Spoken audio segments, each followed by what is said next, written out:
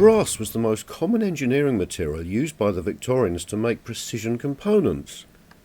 We therefore need to make the vast majority of our clock parts look as if they have been made from brass.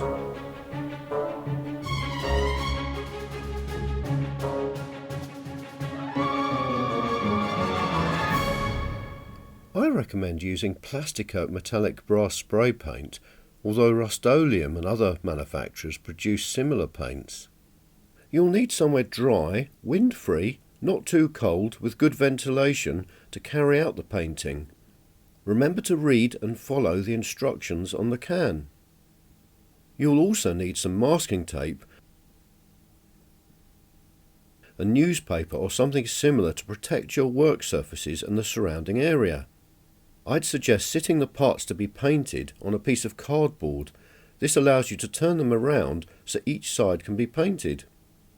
I would also suggest using a vacuum cleaner with a brush head to vacuum off any dust as you place each piece on the card.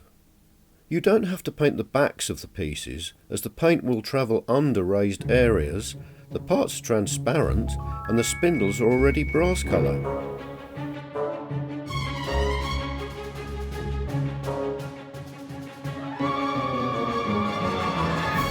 The parts that need painting are the main clock assembly, which needs to stand upright on the card. Leave a gap between it and the other smaller components to allow the spray paint to reach all of the parts from each side.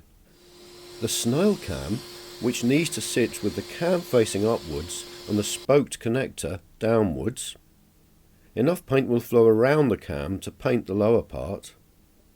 The cam follower arm, sitting with the 3D spindle's flange on the card. The gear and rack arm, sitting with the engraved side upwards. The hour hand spindle, sitting on its larger circular end.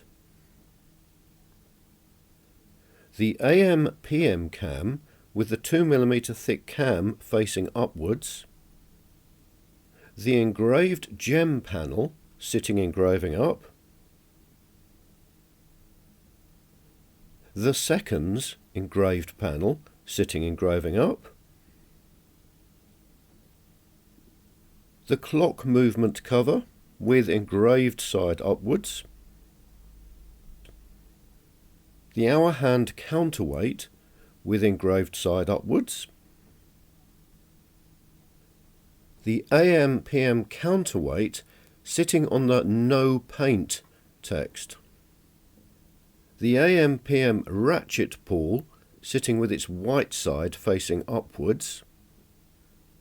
We also want to paint the back of the engraved hour display, as the clock may be seen from the back. To protect the engraved side, I suggest covering it with strips of masking tape. Even though it will be sitting on the card, the tape will ensure no paint can get onto the engraved side. Make sure you push the tape firmly down around the edges of the engraving, but that it doesn't cover any of the sides that need to be painted.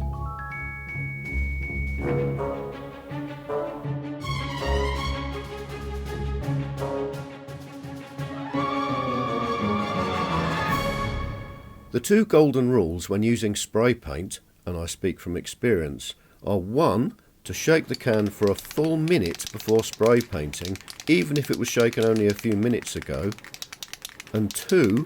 Really importantly, overcome all your urges to get it painted by spraying several light coats, not one heavy coat. From the recommended distance stated on the spray can, spray the clock parts from one side. Now rotate the card through 90 degrees very gently and spray on a second light coat.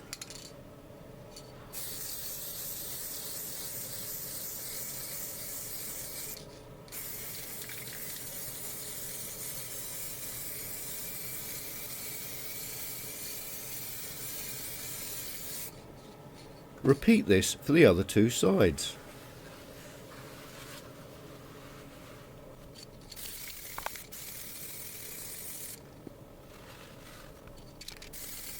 Once you've finished applying the first coat, turn the spray can upside down and spray a short burst to clear paint from the nozzle to ensure it doesn't get clogged up. Leave the paint to dry for the suggested time between coats.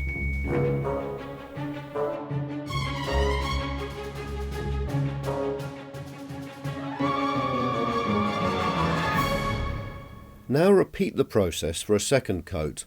This means each part will in effect have received 8 coats of paint.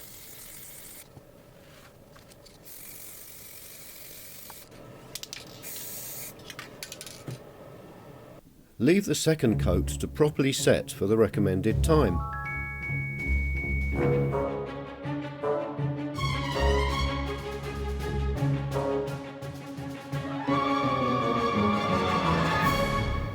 If you find, despite your best efforts, some obvious specks of dust have landed on your work, wait until the paint has completely dried and use the wet and dry abrasive paper to sand off the hideous blemishes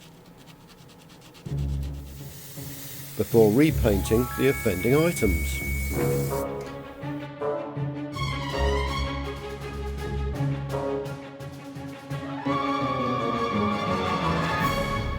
You can now peel the masking tape off the engraved hour display.